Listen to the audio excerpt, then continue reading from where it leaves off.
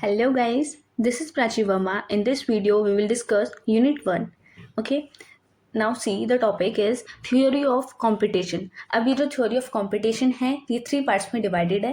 First is Automata Theory, second is Computability Theory and third is Complexity Theory.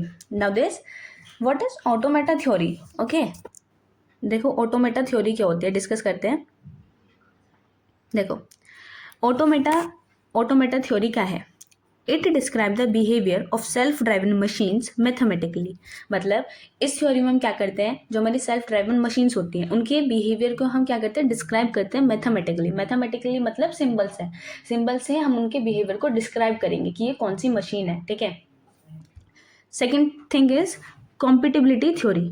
Compatibility theory का मतलब होता है it describe the problem is decidable और undecidable. ये describe करता है कि ये जो प्रॉब्लम है वो डिसाइडेबल है या फिर अनडिसाइडेबल है. ठीक है. देखो अब इसमें डिसाइडेबल और अनडिसाइडेबल का मतलब क्या होता है. डिसाइडेबल का मतलब होता है कि algorithm exist for a given problem. मतलब कोई एक प्रॉब्लम है, अगर उसके लिए एल्गोरिदम एग्जिस्ट करती है तो वो जो प्रॉब्लम है वो हमारी डिसाइडेबल प्रॉब्लम है, अदरवाइज वो हमारी क्या है, अनडिसाइडेबल प्रॉब्लम है. अगर मैं डिसाइडेबल का एग्जाम्पल लूँ, देखो एग्जाम्पल क्या है. अब लेट सपोज चेक करते हैं कि जो 17 है, 17 क्या हमारा इवन नंबर है. अब देखो इवन नंबर को फाइंड करने की हमारे पास एक एल्गोरिदम होती है, एक बेसिकली लॉजिक होता है जिससे हम बता सकते हैं कि ये जो नंबर है वो हमारा इवन है या फिर ओड है. अब इवन नंबर कब होगा, जब कोई नंबर हमारा कंप्लीटली डिवाइड हो जाएगा 2 से और उसका जो रिमाइंडर है वो क्या आएगा, 0 आएगा. अगर उस नंबर को 2 से डिवाइड करने के बाद उसका जो रिमाइंडर है वो 0 आ गया तो मतलब क्या है, इवन नंबर है. अगर नहीं आया तो ओड नंबर है. तो इसका मतलब क्या है कि इवन और ओड के लिए एक एल्गोरिदम फिक्स है. ठीक है, जिससे हम बता सकते हैं कि ये जो हमारी नंबर है वो क्या है, इवन है या फिर ओड है. तो 17 क्या है, ओड नंबर है. ठीक है, तो ये क्या है, डिसाइडेबल है. ओके. अब अनडिसाइडेबल क्या होती है, अनडिसाइडेबल का मतलब क्या होता है कि algorithm does not exist for a given problem. जो एल्गोरिदम है वो एग्जिस्ट नहीं करती है गिवन प्रॉब्लम के लिए. अगर मैं रियल लाइफ एग्जाम्पल इसका बताऊं, सो अनडिसाइडेबल का जो एग्जाम्पल है क्या हो सकता है, रियल लाइफ एग्जाम्पल कि काउंटिंग ऑफ स्टार. हम स्टार को काउंट ही नहीं कर सकते.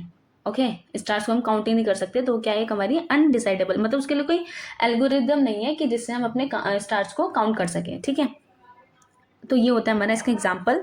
Now see complexity theory. Third is complexity theory. Complexity theory क्या होती है, it describe time and space complexity of decidable problem. अब देखो ये क्या करेगा, डिस्क्राइब करेगा टाइम को और स्पेस कॉम्प्लेक्सिटी को डिसाइडेबल प्रॉब्लम. अब अनडिसाइडेबल की जब कोई एल्गोरिदम ही नहीं है तो उसकी हम टाइम और स्पेस कॉम्प्लेक्सिटी कैसे निकाल सकते हैं. तो बेसिकली कॉम्प्लेक्सिटी थ्योरी का मतलब क्या है कि ये जो हमारी डिसाइडेबल प्रॉब्लम्स होती हैं उनकी टाइम कॉम्प्लेक्सिटी को और स्पेस कॉम्प्लेक्सिटी को क्या करता है, डिस्क्राइब करता है. ठीक है, तो ये क्या थी, हमारी 3 पार्ट्स थे. किसमें, 3 पार्ट्स थे हमारे थ्योरी ऑफ कॉम्पिटिशन में, जिसको TOC बोलते हैं. नाउ सी देखो अब हमारा नेक्स्ट टॉपिक आता है फॉर्मल लैंग्वेजेस. क्या आता है हमारा, formal languages. What do mean by formal languages. Formal languages होती क्या है. The word formal refers to the fact that all the rules for the languages are explicitly defined. इसका मतलब फॉर्मल लैंग्वेजेस का मतलब क्या होता है कि ये जो फॉर्मल वर्ड है ये रेफर करता है फैक्ट को कि जो इसके रूल्स हैं, मतलब लैंग्वेजेस के जो रूल्स होते हैं वो क्या होते हैं, एक्सप्लिसिटली डिफाइंड होते हैं इन टर्म्स ऑफ अल्फ़ाबेट. अब ये जो एक्सप्लिसिटली डिफाइंड जो रूल्स होते हैं किसकी टर्म्स में होते हैं, अल्फ़ाबेट की टर्म्स में होते हैं, सिंबल्स की टर्म्स में होते हैं, स्ट्रिंग्स की टर्म्स में होते हैं. ओके, तो ये होती है हमारी फॉर्मल लैंग्वेजेस. और इसके जो रूल्स होते हैं वो किसकी टर्म्स में डिफाइंड होते हैं, अल्फ़ाबेट, सिंबल एंड स्ट्रिंग, इसकी टर्म्स में ये डिफाइंड होते हैं. नाउ सी अब देखो इसमें जो हमारी पहला हमारे क्या आता है, सिंबल आता है. सिंबल का मतलब होता है एक एब्स्ट्रैक्ट एंटिटी जिसका कोई मीनिंग ना हो. फिर होती है हमारे अल्फ़ाबेट्स होते हैं, फिर हमारी स्ट्रिंग्स होती हैं, फिर हमारी लैंग्वेज होती है. अब देखो सिंबल हो गया जिसका कोई मतलब नहीं होता. अल्फ़ाबेट क्या होता है, कैरेक्टर होते हैं बेसिकली. स्ट्रिंग क्या होती है, सीक्वेंस ऑफ कैरेक्टर्स होती हैं. लैंग्वेजेस क्या होती हैं, कलेक्शन ऑफ स्ट्रिंग्स बोल सकते हैं. ठीक है, तो लैंग्वेज क्या होती है, लैंग्वेज किससे बनती है, स्ट्रिंग से बनती है. फिर जो स्ट्रिंग होता है वो अल्फ़ाबेट से बनता है, जो अल्फ़ाबेट होता है वो सिंबल से बनता है. ठीक है, तो क्या होता है कि जो लैंग्वेज है वो स्ट्रिंग से बनती है, जो स्ट्रिंग है वो अल्फ़ाबेट से बनती है, जो अल्फ़ाबेट्स हैं वो सिंबल से बनती हैं.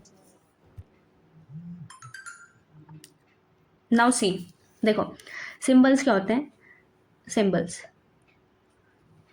Symbol is an abstract entity. Symbol क्या होता है? एब्स्ट्रैक्ट एंटिटी होती है विच हैज़ नो मीनिंग। मतलब ये एब्स्ट्रैक्ट एंटिटी होती है जिनका कोई भी मतलब नहीं होता है। For example at the rate हो गया, इसका खुद से कोई मतलब नहीं है, ठीक है। कुछ डिजिट्स हो गई और कोई वेरिएबल्स हो गए, ए बी, स्पेशल कैरेक्टर्स हो गए, हैश हो गया, जैसे स्टार हो गया, मतलब एस्ट्रिक जिसको बोलते हैं।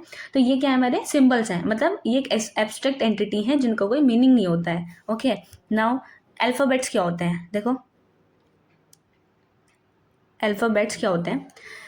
अल्फ़ाबेट्स ये इंपॉर्टेंट हैं। यहाँ से अब हमारी जो चीज़ें हैं ना वो इंपॉर्टेंट होती होती रहेंगी, तो आपको कुछ भी स्किप नहीं करना है।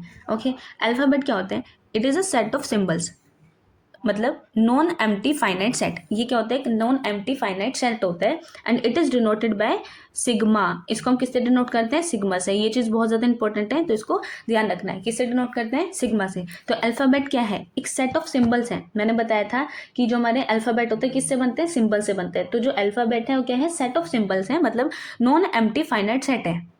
और इसको हम डिनोट करते हैं किससे? सिग्मा से। फॉर एन एग्जाम्पल, ये हमारा क्या है? अल्फ़ाबेट है। मैंने इसको सिग्मा से डिनोट किया, सिग्मा 1। ये हमारा अल्फ़ाबेट हो गया। इसके अंदर क्या है? सिंबल्स हैं, जैसे 0 हो गया, 1 हो गया। एंड सेकंड एग्जाम्पल क्या है कि सिग्मा 2 है, ये हमारा अल्फ़ाबेट है। इसके अंदर हमारे सिंबल्स हैं, मतलब ये नॉन एम्प्टी फाइनाइट सेट है ए कोमा बी का, ठीक है। तो ये हो गया हमारा alphabet. Now what is string? String क्या होती है? देखो स्ट्रिंग क्या है? A string is a finite sequence of symbol over given alphabet. String का मतलब क्या होता है? एक फाइनाइट सीक्वेंस होता है सिंबल्स का गिवन अल्फ़ाबेट्स के। जो हमारे गिवन अल्फ़ाबेट हैं उनका फाइनाइट सिंबल होगा, फाइनाइट सीक्वेंस होगा सिंबल्स का, ठीक है। कैसे? और इसको देखो हम डिनोट करते हैं किससे? डब्ल्यू से। इसको हम डिनोट करते हैं डब्ल्यू से। It is denoted by W. String पता चल गया क्या होता है? String is a finite sequence of symbol over given alphabet. मतलब जो हमारे गिवन अल्फ़ाबेट्स होते हैं, अल्फ़ाबेट किससे बनते हैं? सिंबल से।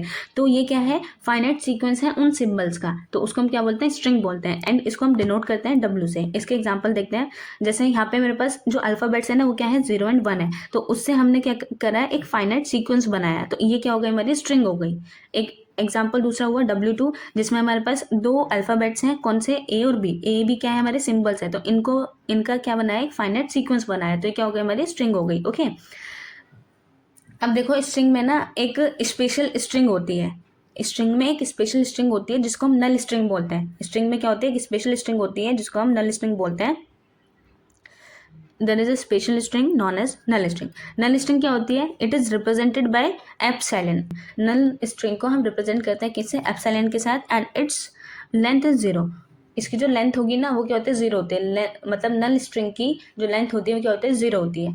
और अगर हमें लेंथ निकालनी है तो लेंथ को हम कैसे निकालते हैं? मोड से, ठीक है। मोड लिखा और उसके अंदर नल स्ट्रिंग, तो उसकी क्या आ जाएगी? लेंथ आ जाएगी, वो आ जाएगी 0। Length of epsilon is 0। Okay, now अब इसमें लास्ट पार्ट बचा है लैंग्वेज।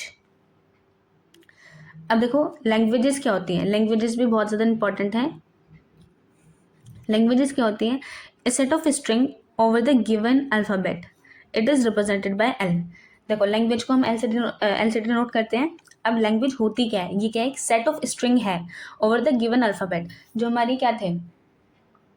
जो हमारी स्ट्रिंग थी, स्ट्रिंग क्या थी? फाइनाइट सीक्वेंस था सिंबल का ओवर ए गिवन अल्फ़ाबेट। जो हमारे गिवन अल्फ़ाबेट है उस अल्फ़ाबेट किससे बनते हैं? सिंबल से बनते हैं। तो उसका एक फाइनाइट सीक्वेंस है क्या? स्ट्रिंग, ठीक है। अब लैंग्वेज क्या होती है? लैंग्वेज क्या है? एक स्ट्रिंग है ओवर द गिवन अल्फ़ाबेट। मतलब जो हमारे गिवन अल्फ़ाबेट्स हैं उनकी एक स्ट्रिंग है, उसको हम क्या बोलते हैं? लैंग्वेज। वो क्या होती है? हमारी लैंग्वेज। फॉर एग्जाम्पल यहाँ पे मेरे पास क्या है कि ये हमारे अल्फ़ाबेट हैं और उनका क्या है? ये एक स्ट्रिंग है, स्ट्रिंग का सेट है। तो क्या हो गया? हमारी लैंग्वेज हो गई, ठीक है। ये इसका एग्जाम्पल हो गया।